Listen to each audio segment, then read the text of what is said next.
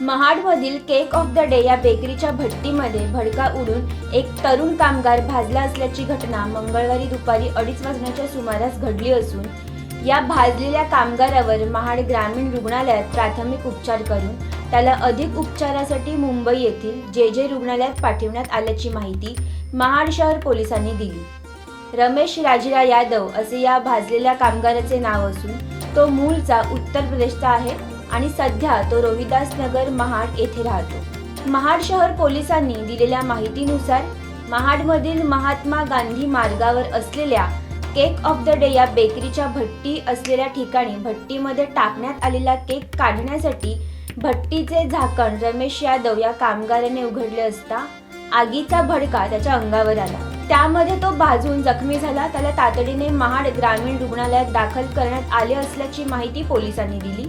हा कामगार सुमारे 20% भाजला असून 2 मांड्या, हात आणि त्याचे गुप्तांगही भाजले असल्याचे महाड ग्रामीण रुग्णालयाचे प्रभारी अधीक्षक डॉक्टर डोईफुडे यांनी सांगितले।